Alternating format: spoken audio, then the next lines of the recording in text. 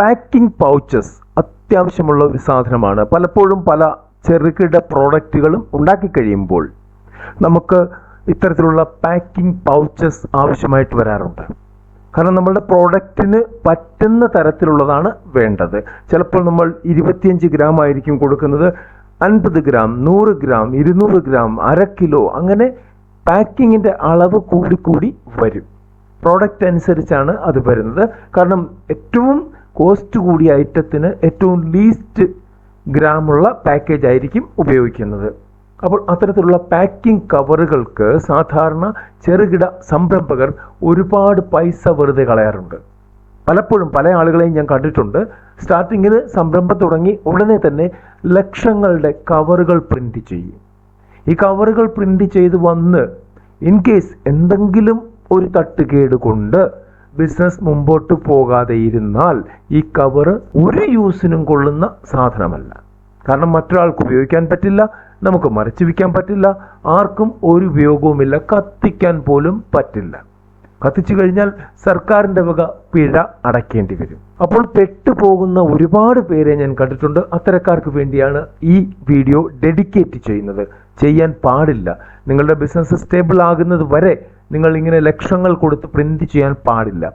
ഇനി നിങ്ങൾക്ക് കസ്റ്റമൈസ്ഡ് ആയിട്ടുള്ള നിങ്ങളുടെ പ്രോഡക്റ്റിൻ്റെ പേര്, അതായത് ആ ബ്രാൻഡുകൾ എല്ലാം വരുന്ന ഒരു കവറാണ് ആവശ്യമെങ്കിൽ അതും വളരെ റേറ്റ് കുറവിൽ നമുക്ക് ലക്ഷങ്ങൾ മുടക്കാതെ കിട്ടുന്ന ഒരു അവസരം നമുക്ക് ഇവിടെ കേരളത്തിൽ തന്നെ ഉണ്ട്.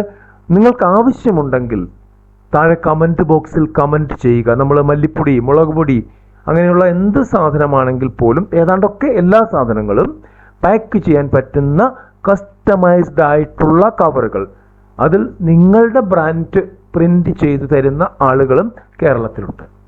അവിടെ അതിന് കോസ്റ്റ് നമ്മളുടെ മറ്റതുമായിട്ട് താരതമ്യം ചെയ്യുമ്പോൾ, അതായത് നമ്മൾ പാക്കിംഗ് പ്രിന്റിങ്ങിൻ്റെ വീഡിയോ നമ്മൾ ഓൾറെഡി ചെയ്തിട്ടുണ്ട്. അവിടെ സിലിണ്ടറുകളാണ് ഉപയോഗിക്കുന്നത്, ഇല്ലെങ്കിൽ അങ്ങനെയുള്ള കുറേ കാര്യങ്ങൾ ആ വീഡിയോയിൽ പറയുന്നുണ്ട്. അവിടെ എന്ന് പറയുമ്പോൾ നമുക്ക് ലക്ഷങ്ങൾ മുടക്കേണ്ടതായിട്ട് വരുന്നുണ്ട്. എന്നാൽ ഇവിടെ വളരെ റേറ്റ് കുറച്ച് നമുക്ക് ചുളു വിലയ്ക്ക് വാങ്ങാൻ പറ്റുന്ന സാധനങ്ങൾ ഇന്ന് മാർക്കറ്റിൽ അവൈലബിൾ ആണ്.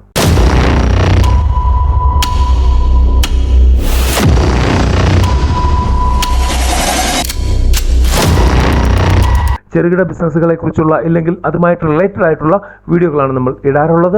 ഇന്നും അതുതന്നെയാണ്. വീഡിയോ ഇഷ്ടപ്പെട്ടാൽ ലൈക്ക് ചെയ്യാതെ പോകരുത്.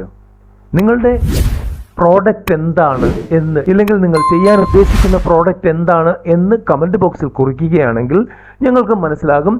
അടുത്ത വീഡിയോ ഈ പാക്കിംഗ് കവറിനെ കുറിച്ചുള്ള ഒരു വീഡിയോ, എക്സ്ക്ലൂസീവ് വീഡിയോ ഉടനെ തന്നെ വരുന്നുണ്ട്. അപ്പോൾ അതിൽ എന്താണ് ചെയ്യേണ്ടത്, അതിൽ എന്തൊക്കെ കാര്യങ്ങൾ പറയണം എന്നുള്ള കാര്യം ഞങ്ങൾക്ക് നിങ്ങളുടെ കമൻറ്റിൽ നിന്ന് ലഭിക്കും. അപ്പോൾ മാക്സിമം ആളുകൾ കമൻറ്റ് ചെയ്യുക. പിന്നെ വീഡിയോ ഇഷ്ടപ്പെട്ടാൽ ഷെയർ ചെയ്യാൻ മറക്കരുത്. ചാനലിൽ ആദ്യമാണെങ്കിൽ സബ്സ്ക്രൈബ് ചെയ്യാൻ മറക്കരുത്. നമുക്ക് കാര്യത്തിലേക്ക് കടക്കാം. നമുക്ക് ഈ പാക്കിംഗ് കവറുകളാണ് വേണ്ടത്. പല തരത്തിലുള്ള പാക്കിംഗ് കവറുകൾ നമുക്ക് ആവശ്യമായിട്ട് വരും. നിങ്ങളുടെ പ്രോഡക്റ്റ് അനുസരിച്ചാണ് അത് ഡിപ്പെൻഡ് ചെയ്യുന്നത്. നമുക്ക് 1-2 പാക്കിംഗ് കവറുകളെ ഒന്ന് കണ്ടു നോക്കിയാലോ? നമുക്ക് ഇത് പാക്കിംഗ് പല സൈസിലുള്ളതാണ്. ഇവിടെ ഫ്ലാറ്റ് ബോട്ടം പൗച്ചാണ് ഈ കാണിച്ചിരിക്കുന്നത്.